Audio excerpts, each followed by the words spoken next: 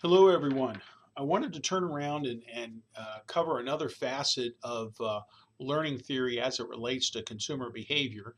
Hopefully, you've already watched the video on classical conditioning as it relates to behavior, consumer behavior. And if not, that's okay. But this time, I want to talk about what is called operant conditioning, also known as instrumental conditioning, operant or instrumental conditioning, and even say a little bit about learning by observation and talk about how these things play into trying to sell products. So let's begin.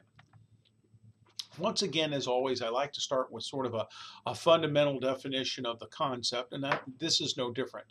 In terms of operant conditioning, um, simply put, operant conditioning says that behavior results from reinforcement from those around us. Okay, that's a very fancy way of saying you carry out a behavior and then someone reinforces you for it.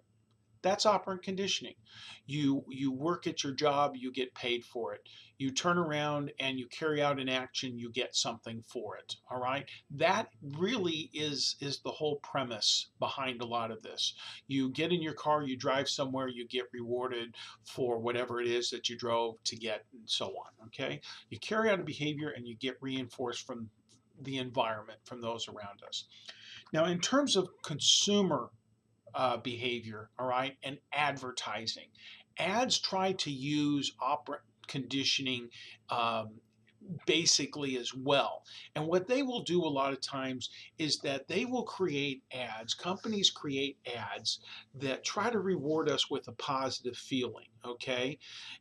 If an ad creates a positive feeling towards a product, and use this product will make you popular, use this product will make you feel good, use this product and you'll look better, you'll feel better, and so on, then to purchase the product means positive things are going to occur.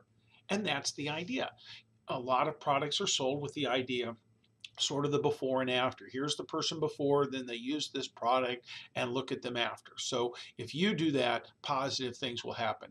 I always think of the fitness industry using that, that before after concept to get that across. But ads go farther than that. Sometimes advertisers, through their magazine ads, their internet ads, their video, television, and so on, will try to create a negative feeling. Okay, and then the idea is they start off with something negative, and the product overcomes that. All right. The product overcomes that.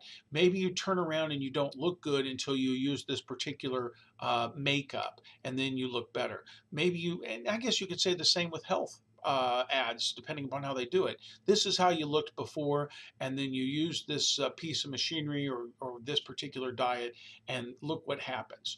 You start negative, and then you sell it on the premise that the product will make you overcome the negative, and you end up more on the positive. So, and this works. This really, truly does work, this operant conditioning to get people to buy things. Now, when it comes to reinforcement and operant conditioning, there are different types of reinforcement, and we often refer to these as schedules of reinforcement.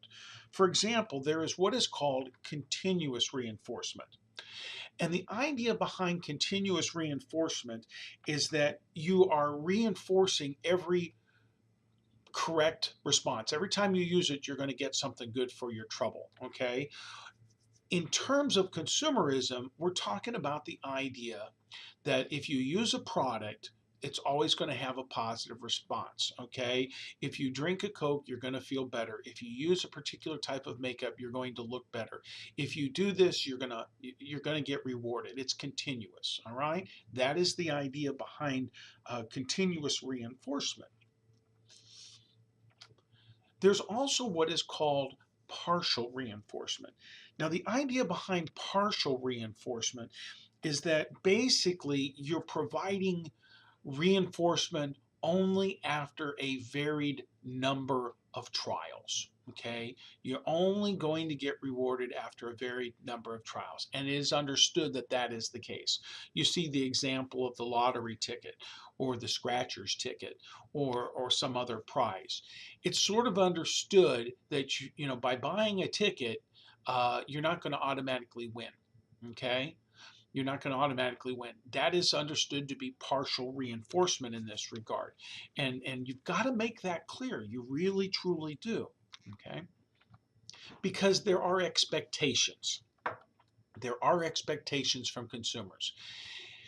If reinforcement is continuous, we expect to be reinforced every single time we use the product. Okay? Should reinforcement not occur, okay, you turn around and you use let me give you an example here. Um, you put money into a vending machine, you don't expect it to work every third time or every fifth time, you expect it to work every time. If it doesn't, you can get frustrated and you may stop using the product. It is, I say, deadly in a metaphorical sense for companies to offer products or services or in an ad try to sell something that you're going to get rewarded continuously when in fact you don't. And if that's the case, people will walk away from things.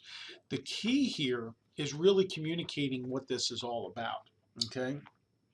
You've got, if a product is reinforced using partial reinforcement, we'll stay interested in a product uh, even if we don't get rewarded.